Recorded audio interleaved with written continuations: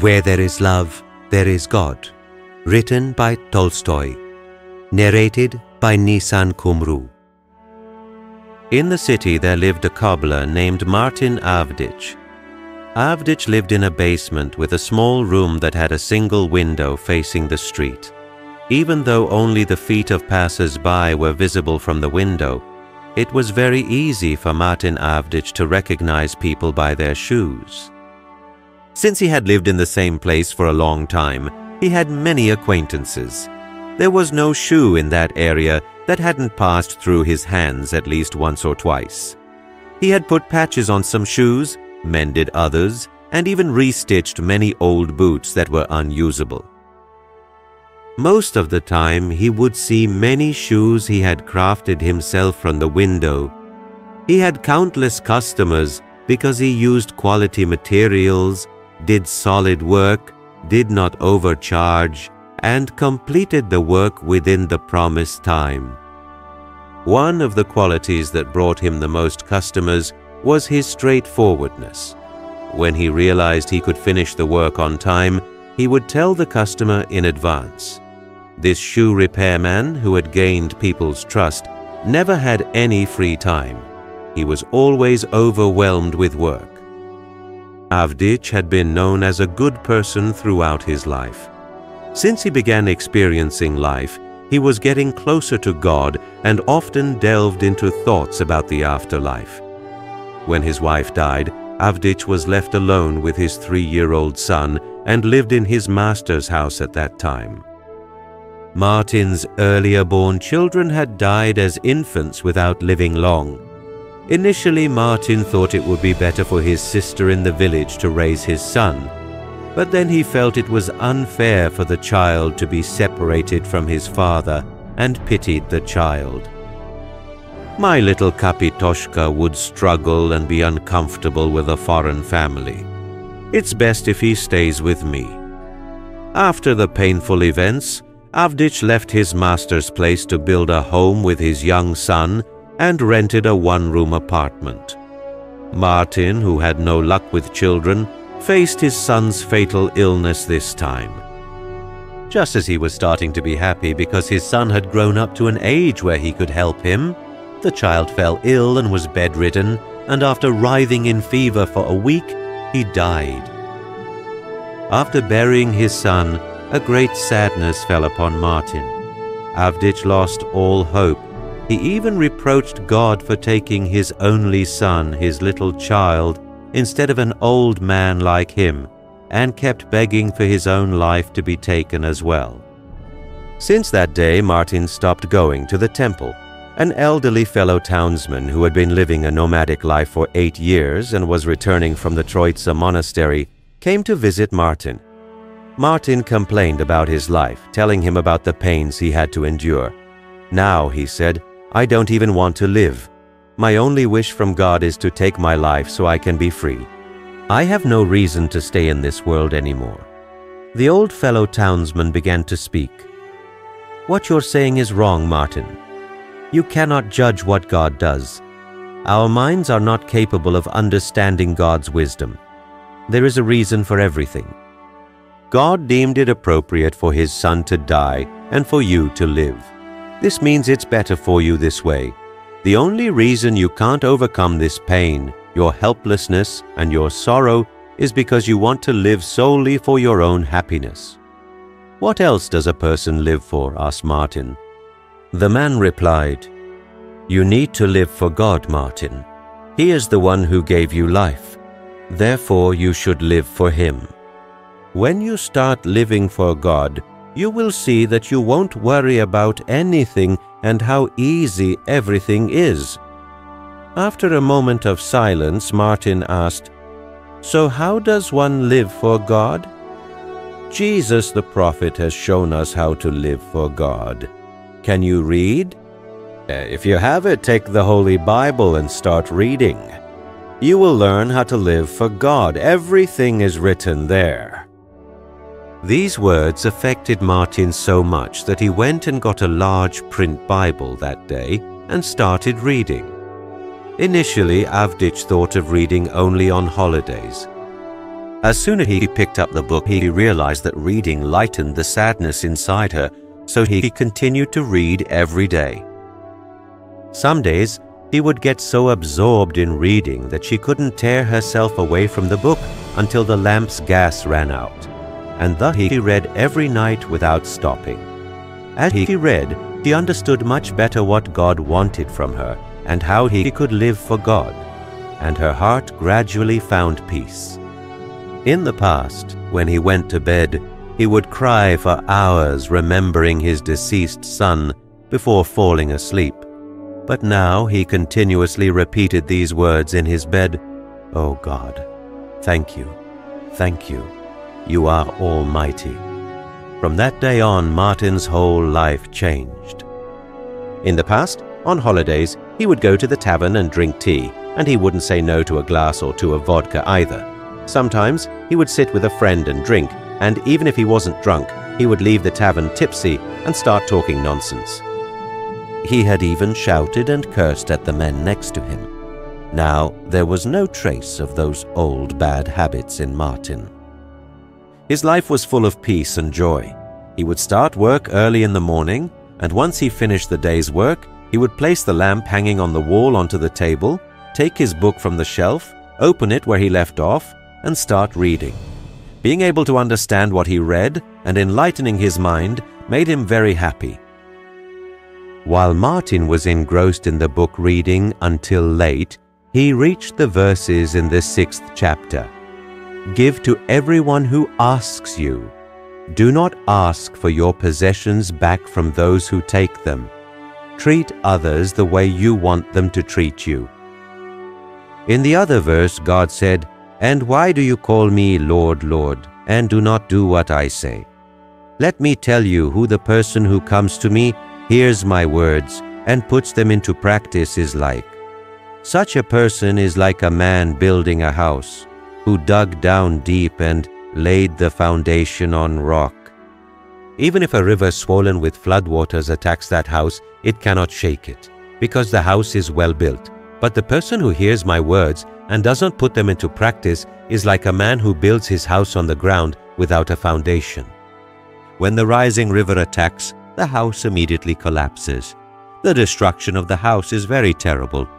Martin's heart filled with peace as he read these words. He took off his glasses and placed them on the book, resting his elbows on the table, and fell into deep thought. He began to question his own life and talk to himself about what he had read. Well, is my house built on rock or on sand? I hope my house is on the rock. Now sitting here alone, it's very easy to think that I have fulfilled all of God's commands. But unfortunately, when I don't think about God's commandments, I sin again. I will tirelessly strive not to lose this peace I have attained. O God, help me on this path. Then he rested his head on his arms and fell asleep without realizing it. He heard a whisper right by his ear saying, "Martin." Martin jumped up half awake. "Who's there?" He turned around and looked at the door, but saw no one. He called out again. Suddenly he heard a very clear voice. "Martin! Hey, Martin! Look at the street tomorrow. I will come." Fully awake, Martin got up from his chair and started rubbing his eyes. He was in shock. Was what he heard real or just a dream? With questions in his mind, he turned off the lamp and lay down on his bed.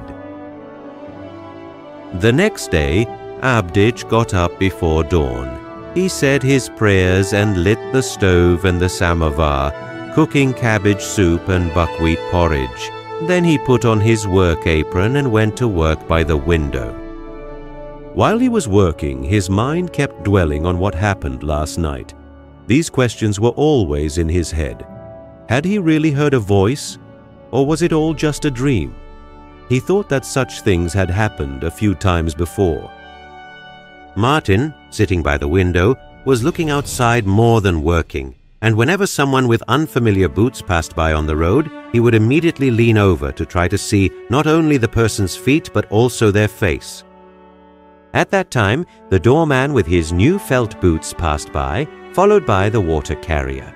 Later, one of the soldiers from the Nikolaev era, with old patched felt boots and a shovel in hand, stood in front of the window. Martin recognized the man by his boots. The old man's name was Stepanik. A neighbor who was a merchant had taken him into his own home out of pity. The man's job was to help the doorman. The old man started shoveling the snow in front of Avdeyich's window. After watching the old man for a while, Martin continued his work. "Well, I guess I'm losing my mind as I get older," Avdeyich muttered to himself, laughing. "Stepanik has come to shovel snow. I thought it was Jesus Christ coming. I think I'm really losing my mind." After stitching for 5 or 10 minutes, he couldn't resist looking at the street and saw Stepanis leaning his shovel against the wall, trying to rest and warm up. The man was so old and exhausted that it was clear he didn't even have the strength to shovel the snow. Since the samovar was already boiling, Martin thought it best to invite him inside and offer him tea. Avdeyich put aside his work, stood up, brought the samovar to the table, poured tea, and tapped on the window with his finger. Stepanis turned around and approached the window. Martin waved his hand to invite him in and went to open the door. "Come on in, warm up a bit," he said. "You must be cold." "God bless you. My bones were aching," said Stepanis. As Stepanis entered, even though he could barely stand, he wiped his feet thoroughly to avoid leaving shoe prints and shook off the snow on him. "No need to tire yourself. I'll clean the floors. It's what I do every day. You go inside and sit," said Avdeyich. "Let's have some hot tea." Avdeyich filled 2 glasses with tea and handed one to the guest. He poured his own tea into a saucer and began to blow on it. After Stepanis finished his tea, he turned his glass upside down. He placed the remaining sugar on the glass and thanked him. Even though he hadn't had enough tea, he was too embarrassed to ask for more. Martin filled both his guest's glass and his own, saying, come on, let's have one more glass." But even while drinking tea, he couldn't take his eyes off the window. "Are you waiting for someone?" asked the guest. Am I waiting for someone? Actually, yes. But I'm embarrassed to say who I'm waiting for." "I'm not even sure if I'm really waiting, because I'm not sure if it's real." "The thing is, my brother, yesterday I was reading in the Holy Bible about the sufferings of Jesus Christ while he was on earth. Are you aware of these?" "Of course, how could I not be aware?" said Stepanis. "We are uneducated people. We don't know how to read or write. We learn these kinds of stories as they are passed down orally." "I read about how Jesus walked on earth, visited a Pharisee's house as a guest, but was treated poorly by the Pharisee. You see, my friend, I was reading these parts and I just can't comprehend it. How could Jesus be treated poorly? For instance, let's say he knocked on my door. I would probably be at a loss on how to host him in the best way. But he never even encountered him. I fell asleep thinking about these things. While I was asleep, I heard someone calling my name. I got up, but it still felt like someone was whispering to me, 'Wait for me, I will come tomorrow.' In fact, this happened twice." "Jim, I don't know if you believe me, but since yesterday these words have been going around in my head. And to be honest, I'm waiting for him, our dear master." Stepanis nodded silently. He drank his tea to the bottom and tilted it sideways. Martin straightened the glass and filled it with tea again. "Drink with pleasure, my brother. I keep thinking, our kind master, while walking on earth, never looked down on anyone. On the contrary, he spent more time among ordinary people, the poor congregation, and gathered disciples from among hard-working people like us with many sins. Everyone who exalts themselves will be humbled, and everyone who humbles themselves will be exalted, it is said. Anyone who wants to be first must first know how to be a servant. Because those blessed by God are the poor, the humble, the gentle, and the merciful." The sensitive old man, whose eyes were filled with tears, had forgotten to drink his tea. He listened to Martin calmly while tears streamed down his cheeks. "Let's have another cup of tea," said Martin. But Stepanek stood up, thanked him, and set the glass aside. "Thank you," said Martin Avdek. "You have nourished both my body and soul." "Enjoy your meal," said Avdek. "Know that whenever you come to these parts, my door is always open to guests." Stepanek left. Martin poured the remaining tea from the teapot into his cup and drank it. Then he cleared the glasses from the table and went back to the window to continue his work. While sewing the back seam of a boot, his eyes were always outside, waiting for Jesus. His words never left his mind for a moment, constantly thinking about what he had experienced and done. Throughout the day, many familiar and unfamiliar people passed by the window. First, 2 soldiers passed by. One was wearing military boots while the other wore his own boots. Then the gentleman from the neighboring house wearing spotless galoshes passed by, followed by a baker with a basket in hand. After all these passed by, a woman wearing shoes typical of peasants with woolen socks passed in front of the window and stopped, leaning against the side wall. Martin glanced up at the woman from the window. He realized the woman was a stranger. The wind was hitting the back of the poorly dressed woman leaning against the wall, and she was trying to wrap up the baby in her arms. But she had nothing on but worn-out summer clothes. Martin heard from the window that the baby was crying, and the woman was trying to quiet it. But the woman couldn't calm the baby. Avdik immediately got up, went out the door, and called to the woman from the stairs. "Hey, lady!" The woman turned around upon hearing Martin's voice. "What are you doing outside with a small baby in this cold? Come inside. You can wrap your baby better in the warmth. Come on. Come this way." The woman was bewildered. Her glasses had slipped down her nose, and an old man in an apron was inviting her inside. The woman followed the old man. They went down the stairs and entered the room, and the old man led the woman to the sofa. "Sit close to the stove, my girl," he said. "You'll warm up a bit, and you can nurse your baby." "I have no milk at all. I haven't put anything in my mouth since morning," she said. But still, she brought the baby to her chest. Martin shook his head sadly. He took the bread and the glass from the table. He opened the oven door and poured hot cabbage soup into the glass. He also took out the pot with the porridge, but the porridge wasn't cooked yet. He covered the table with a cloth and placed the bread and soup in front of the woman. "Come on, my dear, sit down and eat your meal. I'll take care of the baby. I had children too, so I know how to handle them." The woman moved her chair closer to the table and started eating. Avdik sat on the couch next to the baby. Although Avdik tried to soothe the baby with his toothless mouth, the baby kept crying. Then Martin tried to poke the baby with his finger. He would bring his finger close to the baby's mouth, then quickly pull it back. He was careful not to let the baby put his finger, black from shoe polish, into its mouth. The baby, watching the finger, calmed down and even started to laugh. The baby's laughter made Avdik very happy. Meanwhile, as the woman ate, she was also telling Martin who she was, where she came from, and where she was going. "I am a soldier's wife," said the woman. "They sent my husband on a mission far away 8 months ago. I haven't heard from him since the day he left. Until the baby was born, I worked as a cook and lived at home. After the baby was born, they didn't want me. I've been on the streets for 3 months now. I sold everything I had to fill my stomach. I wanted to be a wet nurse, but because I was too weak, no one took me. I'm just returning from a merchant's wife's place. A woman from our village works for them. She promised to take me with her. Just when I thought everything was going to be fine, she said the job was postponed until next week. But the house is very far away. I'm tired and fed up with being dragged around here and there with my poor baby. Thankfully, my landlady took pity on us for God's sake. She protected us from ending up on the streets in this winter cold. Otherwise, I don't know what we would have done." Martin sighed deeply. "Don't you have thicker clothes?" "The time for thicker clothes has long arrived." "I pawned my last shawl for 20 kopecks yesterday," said the woman. Then she approached the sofa and took the child in her arms. Martin stood up, rummaged through the cupboard, and took out a cloak.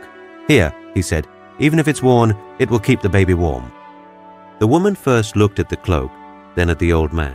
As soon as she took the cloak, she burst into tears. Martin bent down under the bed and pulled out a small chest. He rummaged through the chest and sat down across from the woman. Young woman. "God bless you," she said. "It was he who brought me to your window. If it weren't for you, the child would have frozen by now. Actually, when I set out, the weather was warm, but it changed suddenly. The one who made you look out the window and have mercy on me and this poor child is God." Martin smiled and said the following: "Of course it is he who made me do all this. Nothing is coincidental, not even my looking outside." Martin told the young woman that in her dream, Jesus promised to visit her. "Anything can happen," said the woman. Then she stood up. She threw the cloak over her shoulders, wrapped the baby in the cloak, and began to bow in front of Martin, thanking him. Martin, pressing 20 kopecks into the woman's hand to redeem her pawned shawl, said, "For God's sake, take this." Both prayed, and Martin saw the woman off. After the woman left, the hunter ate his cabbage soup. He cleared the table and went back to his work. While Martin was working, he couldn't take his eyes off the window again. Whenever a shadow fell on the window, he would glance outside to see who was passing by. That day, many familiar and unfamiliar people passed in front of the window, but none of them stood out. Suddenly, an old woman selling apples stopped right in front of the window for the cobbler. The woman had an apple basket in her hand and a sack full of wood chips on her back. The apple basket was almost empty. It seemed that the woman had sold most of the apples. It was clear that she had collected the wood chips from the construction site on her way home. Less pushy, the woman put the heavy sack on the ground to shift it from one shoulder to the other, hooked her basket with apples onto a column, and started shaking the sack full of chips. While the woman was shaking the sack, a boy with a tattered hat suddenly appeared from somewhere. As he tried to quietly escape after grabbing an apple from the basket, the old woman noticed and immediately turned around, grabbing the boy by the sleeve of his shirt. Even though the child struggled to escape, he couldn't do anything, because the woman was holding him with all her strength with both hands. She pushed the child's hat off his head and grabbed him by the hair. At that moment, the child was shouting, and the woman continued to scold him. Martin, without even putting the cloth back in place, hurriedly rushed out the door, stumbled on the stairs, and dropped his glasses. But he still didn't stop and threw himself outside. The old woman was still pulling the child's hair. She was not only scolding him, but also threatening to take him to the police. The child was struggling and protesting. "I didn't take anything," he was saying. "Let go! Why are you hitting me?" Martin stepped in to separate them, taking the child by the hand and saying, "Grandma, for God's sake, let go of the child. Of course, I'll let him go in such a way that he won't forget it for the rest of his life. I'm going to take this little rascal to the police." Avdich tried to calm the woman down. "Show some grace, dear. Let him go. He won't do it again. For God's sake, forgive him this time." When the old woman let go of the child, the little boy wanted to get up and run immediately, but Avdich stopped him. "Come on, apologize to the granny," he said, "and never do this again. Stop denying it. I saw how you took the apple too." The child apologized while crying. "See, just like that. Now take your apple." Martin took an apple from the basket and handed it to the child. "I'll pay for it, Grandma." "By doing this, you're spoiling this mischief even more," said the old woman. "You're going to reward him in such a way that he won't be able to sit for a week." "Ah, Grandma, said Avdich. "Has God commanded us to do this? If we whip a small child for an apple, then what should be the punishment for our sins?" The old woman fell silent. Martin told the woman about an old matter. "A gentleman forgives his servant's large debt to him, while the servant tries to strangle the man who owes him." The old woman and the child stopped and listened to Martin. "God commanded us to forgive," said Martin. "If we do not know how to forgive, we cannot be forgiven. Whoever it is, we need to forgive, especially if the person in front of us is a small child who doesn't understand." The old woman sighed and nodded. "You're right in what you say, but they are also very spoiled. It's our duty as adults to educate them." "You're right, actually. said the old woman. "I had 7 children. Now only 1 daughter is alive." After that, the old woman told her grandchildren where and how she lived with her daughter. "You see, at this age, what am I capable of? But I'm still trying. What else can I do but work? It's all for my grandchildren. All I have is them. You should see how they welcome me. They all run to me at once, especially the little one, when in my arms, never goes to anyone else. They keep saying, 'My dear grandma, my beautiful grandma.'" The woman, talking about her grandchildren, was gradually softening. "True, they're just children. May God guide them to the right path," she said, looking at the child. The elderly woman was preparing to lift her sack onto her back when the little boy quickly jumped in. "I'll carry it, Grandma. It's on my way anyway." The elderly woman nodded in approval and loaded the sack onto the boy's back. The two of them started walking side by side along the street. The elderly woman had even forgotten to take the money for the apple from Martin. Martin stood for a long time watching the elderly woman and the child walking and chatting. After seeing them off, Avdich returned home and found the glasses he had dropped on the stairs, and they were not broken. He picked us up from the ground and sat back down to work. After working a bit, he noticed the person responsible for lighting the street lamps passing by while he was trying to thread the thick rope. "I guess it's time to light the lamp," he said to himself. He lit the lamp, hung it on the wall, and returned to his work. He finished one of the boots completely and looked at it thoroughly. He was indeed done with the boot. He gathered his tools, swept up the cut leather pieces, and put away the stiff bristles, threads, and cloths. He took the lamp from the wall and placed it on the table, then took the holy book from the shelf. Although he wanted to open the book at the place he had marked with Morocco the previous day, it opened at a different place. And as soon as he opened the book, Avdich remembered his dream from the previous day. At that moment, he started hearing footsteps as if someone was moving behind him. When he turned around, he saw a few people standing in the dark corner. It was very difficult to make out who the people he saw were, and suddenly he heard a whisper in his ear. "Martin, Martin, didn't you recognize me?" Avdich asked in a low voice. "Who are you?" "It's me," said the voice. Stepanich stepped forward from the dark corner with a smile and vanished like a cloud. "This is me too," said the voice. This time from within the darkness, a young soldier's wife stepped forward with her baby in her arms. Both the woman and the baby had smiles on their faces. They too disappeared from sight. "This is also me," said another voice. And the old woman and the little boy with an apple stepped forward. Both of them slowly disappeared from sight with a smile.